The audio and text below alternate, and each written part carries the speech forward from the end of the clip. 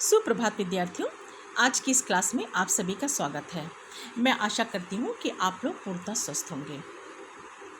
विद्यार्थियों, हमने अपनी पिछली क्लास में विराम चिन्हों के विषय में अध्ययन किया था, यानी कि विराम क्या होता है, विराम चिन्ह क्या होते हैं, ये कितने प्रकार के होते हैं और ये किस किस प्रकार से कार्य करते हैं। इन सभी बिंदुओं पर हम लोगों ने विस्तृत रूप से अध्ययन किया था। आज हम अपने इसी क्रम में आगे बढ़ते हुए अगले बिंदु को लेंगे। किंतु विद्यार्थियों, हमने अपनी पिछली क्लास में आपसे ये भी बताया था कि हम आगे आने वाली क्लास में इसी प्रकरण को जारी रखेंगे। तो आज हम जो हमारे अन्य विराम चिन्ह हैं उनके विषय में हम लोग अध्ययन करेंगे। लेकिन पिछली क्लास में जो हमने आपसे लास्ट विराम चिन्ह बताया था उसके बारे में चर्चा करना भी या आपको पुनः उससे कनेक्ट करना भी आवश्यक है, क्योंकि ऐसा भी हो सकता है विद्यार्थियों कि कई हमारे विद्यार्थी पिछली ऑनलाइन क्लास को अटेंड ना कर पाए हों। तो यहाँ पे आवश्यक है कि मैं उनको पिछली क्लास के आखिरी जो पॉइंट हमारा बिंदु उससे मैं कनेक्ट करूँ। तो पिछली क्लास में हमारा आखिरी जो बिंदु था, आखिरी विराम चिन्ह था, वो था प्रश्नवाचक। तो मैं पुनः आपको प्रश्नवाचक चिन्ह के विषय में बताती हूँ। प्रश्नवाचक चिन्ह ये वे चिन्ह होते हैं जो प्रत्यक्ष रूप में प्रश्न करने के बाद वाक्य के अंत में लगाए जाते हैं। जैसे कि इसमें ये होता है कि हम जिससे प्रश्न कर रहे हैं उससे हम प्रश्न के उत्तर की अपेक्षा भी रखते हैं। तो इसको मैं एक उदाहरण के द्वारा पुनः स्पष्ट करूंगी।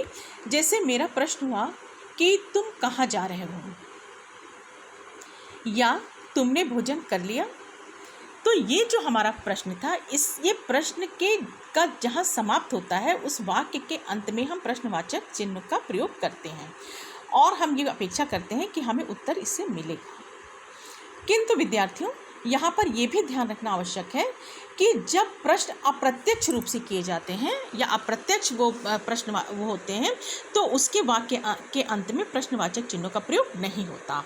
जैसे कि मैं नहीं जानती कि कल रात आप कहाँ गए थे, या मुझे नहीं मालूम कि कल तुम कितने बजे आए थे।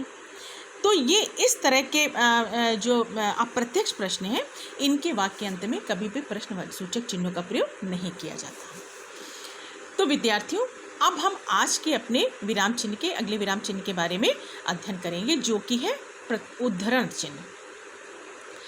उद्धरण चिन्ह भाषा में विशेष महत्व रखते हैं। उद्धरण चिन्ह दो प्रकार के होते हैं, एक इकहरा और एक इकहरे और एक दोहरे। ठीक है। तो इकहरा जो हमारा उद्धरण चिन्ह होता है वो प्रायः इस तरह से यूज होता है। जैसे मैंने कहा कि कामयानी एक अध्ययन, ठीक है, या जैसे मैंने प्रसाद जी के, जयशंकर प्रसाद की ममता कहानी पढ़ी। अपनी स्क्रीन पर आप देखिए तो ममता में जो हमने चिन्ह का प्रयोग किया है वो हमारा क्या है, उद्धरण चिन्ह है। इसी प्रकार से जब हम किसी उदाहरण को थोड़े विस्तृत रूप में करते हैं तो भी तब हम दोहरे उदाहरण चिन्ह का प्रयोग करते हैं। जैसे मैंने एक उदाहरण दिया, किसी का जैसे कथन है या परिभाषा है ना, तो उस संदर्भ में हम जो है दोहरे उदाहरण चिन्ह का प्रयोग करते हैं। जैसे आप अपनी स्क्रीन पे देखिए कि इसमें मैंने कथन लिया है बेकन का। उन्होंने कहा कि जो है लेखन से दुरुस्ती आती है, परंतु मनुष्यता को पूर्णता जो है वो किससे प्राप्त होती है, पठन से होती है। इसके बाद जो हमने ये चिन्ह लगाया, ये हमारा क्या था, दोहरा उदाहरण चिन्ह था। ठीक है विद्यार्थियों, इसी प्रकार से अब हम अपने अगले चिन्ह की तरफ चलते हैं, जो कि विवरण चिन्ह। विवरण चिन्ह का आप चिन्ह देखते चलिए। विद्यार्थियों, मैं आपसे पुनः ये कहती हूँ कि ये पढ़ने के साथ आप इन चिन्हों को भी माइन्यूटली देखते चलिए, इनको भी अवलोकन करते चलिए।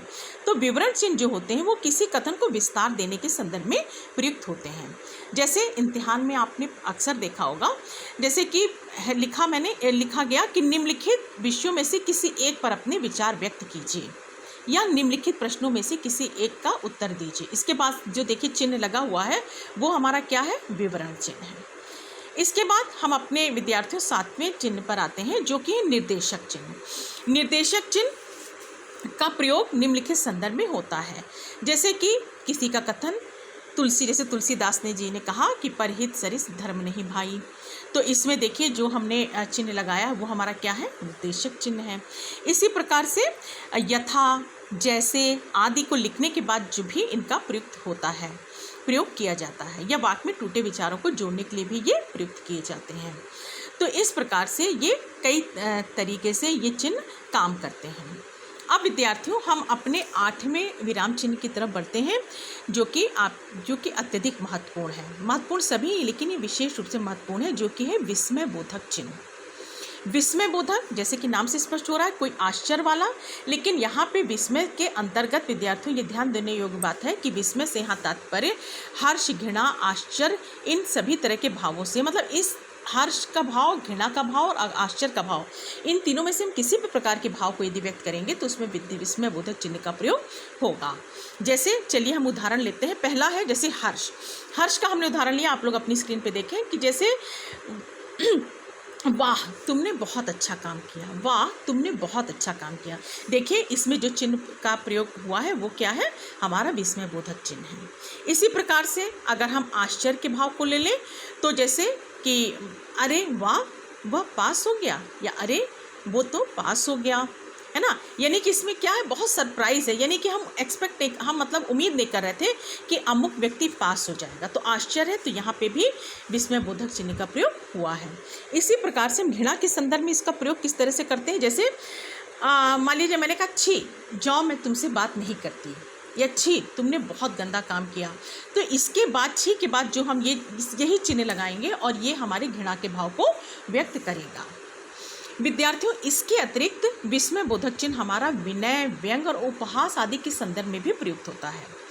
ठीक है, तो जैसे हमने किसी से मुझे विनय करनी है तो भी ये चिन्ह का प्रयोग होगा। व्यंग अगर हम लोग किसी पे कर रहे हैं तो, और उपहास कर रहे हैं तो। चलिए इसमें जैसे पहले हम एक व्यंग का उदाहरण लेते हैं। आपके सामने आप देखिए, जैसे मैं किसी व्यक्ति से कहूँ, व्यक्ति पढ़ाई लिखाई में विशेष रुचि रखने नहीं वाला है, और मैं उससे ये कह दूँ कि अरे आप तो शेक्सपियर हैं, ठीक है, अरे वाह आप तो कालिदास तुल्य हैं, तो ये क्या हुआ, उस व्यक्ति पर एक व्यंग हुआ। ठीक है, क्योंकि मैंने पहले बताया कि अमुक व्यक्ति का पढ़ाई से कोई विशेष लगाव नहीं है और हम उनको विद्वानों की उपमा दे दें तो ये क्या है, उस पर व्यंग है। इसी प्रकार से विनय के संदर्भ में जैसे हम किसी से विनय करें, जैसे हे ईश्वर रक्षा करो, तो ये क्या है, विनय है। देखिए आप अपनी स्क्रीन पे देखिए, इसमें भी क्या है, विस्मय बोधक चिन्ह का प्रयोग किया गया है। इसी प्रकार से जो हमारा तीसरा भाव है उपहास का, उसमें भी हम जो है विस्मय बोधक चिन्ह का प्रयोग करते हैं। जैसे हम किसी से उपहास करें कि भाई वाह वाह फिर तो आप अपना कर्तव्य दिखाइए, या वाह वाह फिर तो आप अपना खेल दिखाइए, तो क्या है, ये उपहास है अमुक व्यक्ति का। तो इसमें भी देखिए वाह वाह के बाद हमने विस्मय बोधक चिन्ह का प्रयोग किया है। तो विद्यार्थी इस प्रकार विद्यार्थियों मैंने इसी संदर्भ में कहा था कि विशेष महत्वपूर्ण है, क्योंकि विस्मय बोधक चिन्ह का प्रयोग कई स्थानों पे किया जाता है, कई प्रकार के भावों को व्यक्त करने के संदर्भ में ये प्रयुक्त होते हैं। अब हम आगे बढ़ते हैं और जो हमारा अगला जो चिन्ह है वो नवा है, वो है अपूर्ण विराम। अपूर्ण विराम जो है किसी शोध को, किसी शीर्ष को स्पष्ट करने के संदर्भ में किए जाते हैं। जैसे देखिए मैंने यहाँ पे ये उदाहरण लिया है, कामयानी एक अध्ययन, या यहाँ कुछ आप ले सकते हैं, साकेत एक अध्ययन। तो ये देखिए इसके आगे जो चिन्ह लगा हुआ है, जो विराम चिन्ह जो चिन्ह लगा हुआ है वो क्या है हमारा, यानी कि अपूर्ण विराम है, यानी कि इसके बाद अभी हमें कुछ और अध्ययन करना है। तो विद्यार्थियों अब हम अपने आज की इस क्लास के आखिरी विराम चिन्ह के तरफ बढ़ते हैं, जो कि आखिरी विराम चिन्ह है वो है योजक चिन्ह। तो योजक चिन्ह जो होता है वो प्रायः दो विलोम शब्दों के बीच में प्रयुक्त होने वाला चिन्ह होता है। जैसे कि उदाहरण में आप देखिए सुख दुख, है ना, या इसी प्रकार से आना जाना, ठीक है, मान हानि आदि, इस तरह के जो हमारे वो होते हैं उसमें हम जो है योजक चिन्ह का प्रयोग करते हैं। तो विद्यार्थियों आज की इस क्लास में हमने देखा कि उद्धरण चिन्ह, निर्देशक चिन्ह, विस्मय बोधक चिन्ह, अपूर्ण चिन्ह और योजक चिन्ह क्या होते हैं, इनका प्रयोग किन स्थितियों में होता है, ये किस किस प्रकार से कार्य करते हैं आदि। तो इस प्रकार से विद्यार्थियों आज हमारा ये विराम चिन्हों का प्रकरण टॉपिक यहीं समाप्त होता है। मैं आशा करती हूँ कि आप लोग को ये विस्तृत रूप से जो मैंने जानकारी दी ये आपको समझ में आई होगी और आप लोगों ने विराम चिन्हों को भली भांति समझा होगा। अपनी अगली क्लास में मैं अब अपने सिलेबस के अगले बिंदु को लूँगी। धन्यवाद।